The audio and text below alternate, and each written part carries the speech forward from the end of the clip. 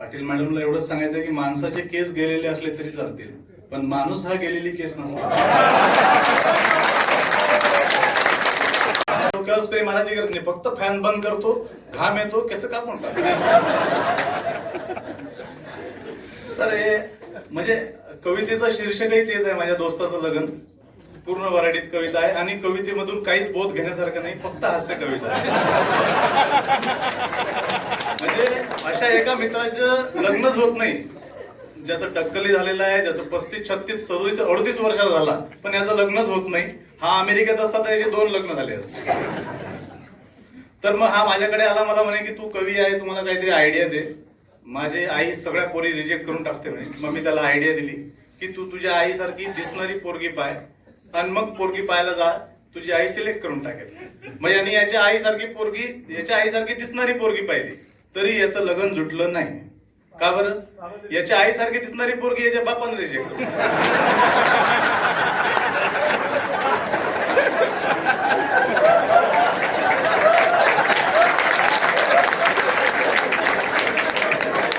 एका घरात 2 चेहरे सारखे नाही पाहिजे.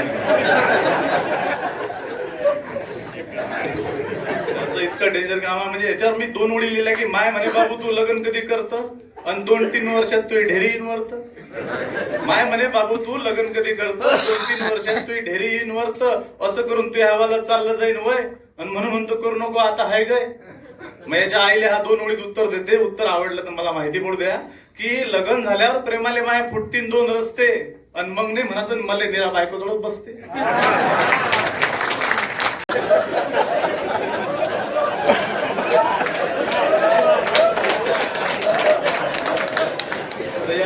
अशा दोस्ताचं लग्न हे एक कविता आहे. कवितेचं शीर्षक आहे दोस्ताचं लग्न. माझ्या दोस्ताले म्हणलं मी लग्न करून टाक आणि पाटलाची राजा चांगली आहे फाक. फाक म्हणजे मुलगी, विदर्भात मुलीला फाक म्हणतात. माझ्या दोस्ताले म्हणलं मी लग्न करून टाक, पाटलाची राजा चांगली आहे फाक. दोस्त म्हणे मा अजून वयच काय आहे आणि दाढीतले पांढरे केस रोज काढत जाय. दोस्त म्हणे मा अजून वयच काय आहे, दाढीतले पांढरे केस रोज काढत जाय. त्याला म्हटलं वय गेल्यावर मारा लागतील बोंबा आणि होणार नाही डिलिव्हरी, किती घेशील कोंबा. अर्धी आहे उघडी का अर्धी तरी झाक आणि कसंही करून यंदा लग्न करून टाक. पोरगी पाहासाठी आम्ही पाटला घरी गेलो, मी अन दोस्त माया भलताच गेलो. येलने म्हणजे शिष्टपणा मारणे. पोरगी पाहासाठी आम्ही पाटला घरी गेलो, मी अन दोस्त माया भलताच गेलो. पोरीले घेऊन तिचे मायबाप आले आणि धीरेच विचारलं मी तो नाव काय पाले. आणि पोरीचा एक राजावर तिरपा होता डोया आणि ताट सोडून जमिनीवर वाढत जाय. पोरीचा एक राजावर तिरपा होता डोया, ताट सोडून जमिनीवर वाढत जाय पोया. दोस्ताच्या कानात मी फेकली मग न्यूज आणि पोरीचा एक राजा उडेला फ्यूज. दोस्ताच्या कानात मी फेकली मग न्यूज, पोरीचा एक राजा उडेला फ्यूज. तरी म्हणे तो करून टाका फायनल. मी म्हटलं अर्ध्या मधात बंद पडते चॅनल. तरी म्हणे तो करून टाका फायनल. मी म्हटलं अर्ध्या मधात बंद पडते चॅनल. बस याचाच राजा मला पडला होता धाक. तरी म्हणून दोस्ताने तो लग्न करून टाक.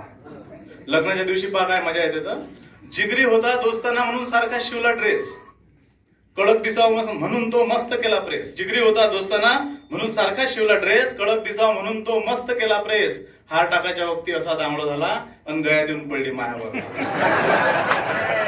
हार टाकाच्या वक्ती असा दांगडो झाला, गळ्यात येऊन पडली मायावर मला. मनात म्हणलं पोट्टीनं काय करून ठेवलं आणि कोणासाठी ताट वाढलं कोण येऊन जेवलं.